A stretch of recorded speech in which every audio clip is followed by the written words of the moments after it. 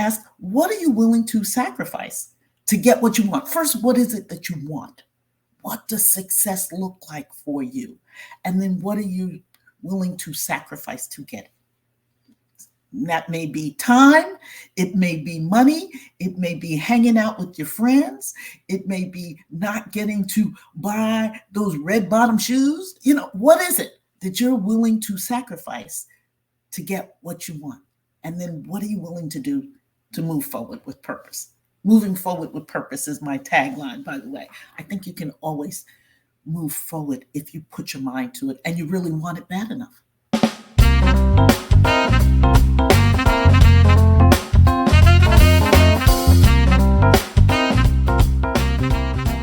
Hello, everyone, and welcome to the Foxworth Theory. I am your host, Eugenia Foxworth.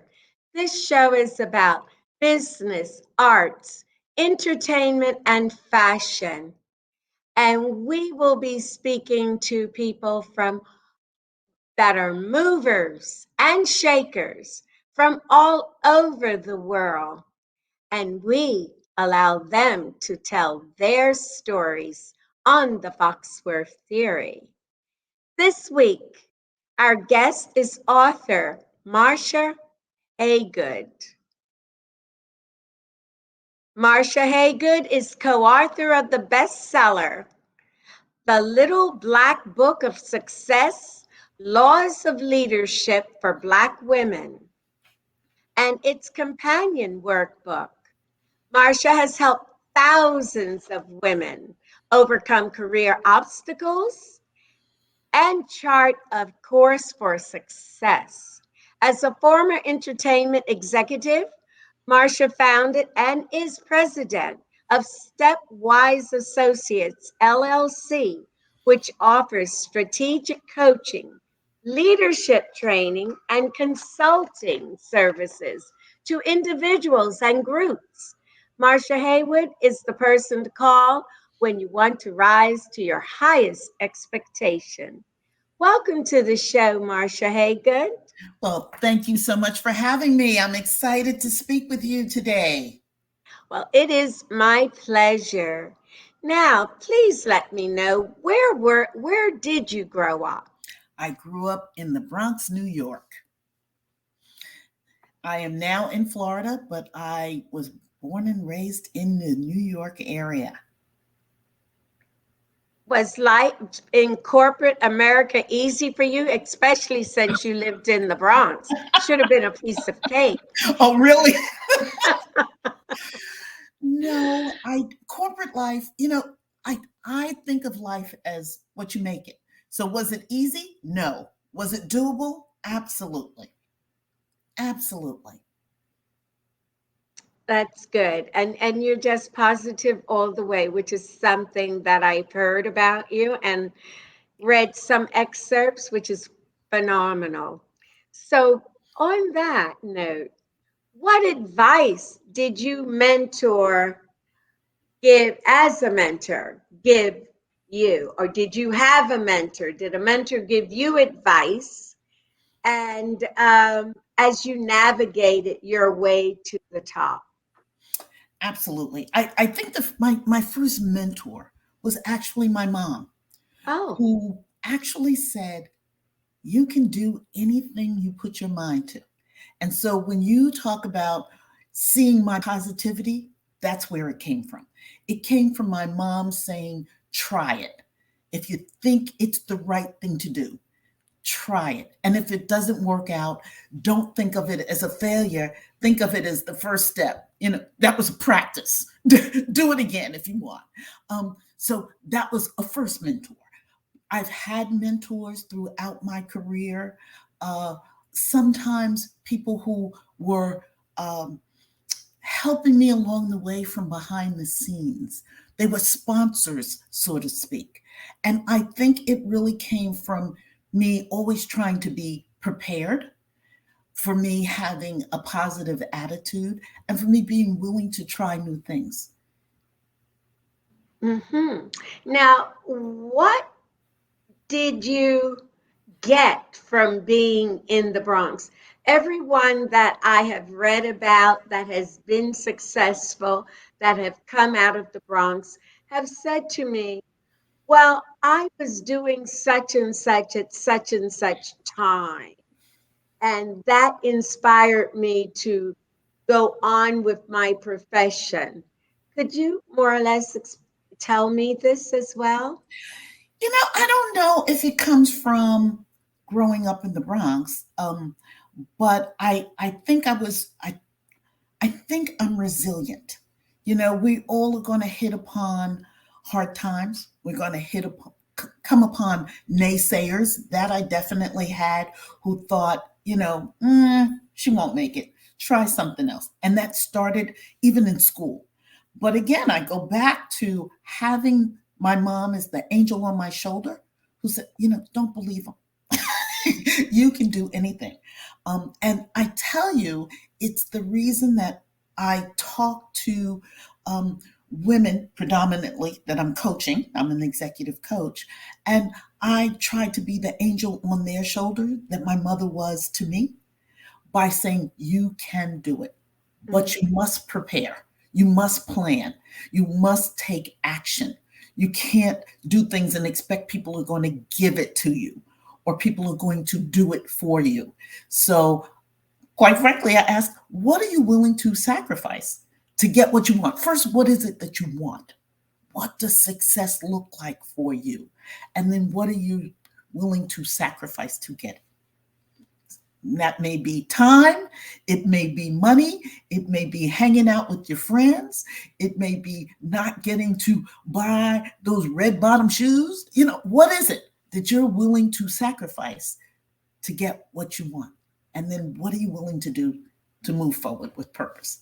Moving forward with purpose is my tagline, by the way. I think you can always move forward if you put your mind to it and you really want it bad enough. And I agree with you 100%. Yeah. 100.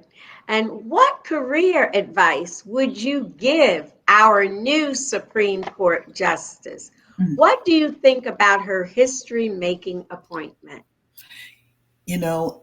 So inspiring. I first go back to say most women, most Black women, have gone through some of the process that we saw her go through. Not all of us, including me probably, that could have been so calm and so controlled in in going through that process. It was a difficult time. I was going from being inspired and praying for her to angry and cursing at the camera. I mean, cursing at the television. There was no way around that. However, we've done it. And what she did was inspire me on things that I've told other people, that you can't be emotional. You need to be strategic. And she did it to the max. Her background spoke for itself. So, I have a little saying that I say to people, and she played it out so well. You can't fix stupid. You can't fix stupid. So when people act stupid, don't argue with them. Believe who they are and just do your thing. And don't, go high when they go low. And that's exactly what she did. So we all watched it in action, and she's going to get to the Supreme Court. That's a given. God is on her side, and so are all of us. And I believe that because with what she went through, Yeah. and I watched her. I mean, I was traveling, but I was watching BBC and MSNBC because I was in Europe. And I thought to myself, this is hideous. Yeah. Some of the questions were hideous. And that's why I am so pleased to be able to interview you at this time. I mean, it was perfect timing. I mean, it was there, it was written. That's why you're here. Thank So you. What are Black women going through in the workplace?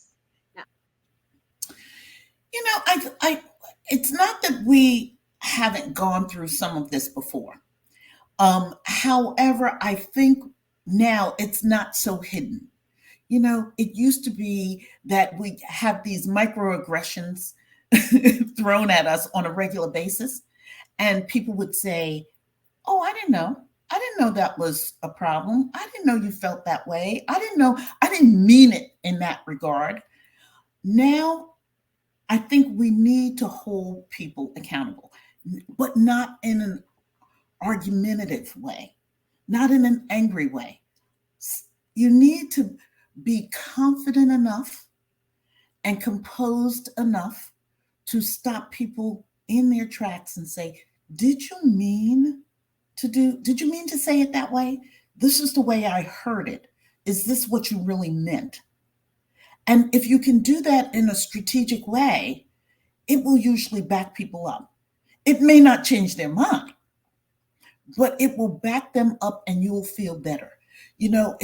We've all gone home after something has happened and we've said, I should have said this or I should have done that. It's going to happen. I tell my clients to strategize because it's going to happen again. What would you do or say differently in a way that makes you feel good? Arguing doesn't make you feel better. Being mad at someone doesn't make you feel better. They go off and do their thing and you're sitting home stewing. So plan it out. Plan out what you'd like to do, how you'd like to feel, and what you need to say. And we know it. We just don't want to do it at that time. So sometimes it means give yourself some time. In the little black book of success, we say, give yourself 24 hours. Do the 24-hour rule. Go home. Think about it. Say it. Sometimes you could say, wow, right then in the moment, because you need to say something. Wow. Let me think about that a little bit. I'd like to get back to you in 24 hours. You said this. I'd like to have more conversation about that, but not right now. We control our emotions. And we need to plan out how we want to be perceived, how we want to be treated, quite frankly. And I think we can stop people in their tracks when things have gone wrong. And don't assume that everyone wants to do you wrong. yes, what you're saying, I totally agree with you. I've not really worked in offices, but Mm, I'm out on the street and I have my own business. So I do know that because if I were to get upset with every time someone said something, yeah. because people are very comfortable with me, then I would have blood vessels breaking. And that's good that you're there for those who need your help or may just need a little nudge or take that break. And Yeah. speaking of breaks, let's take a short break. And we will be right back with our very special guest, author Marsha Haygood. Thank you.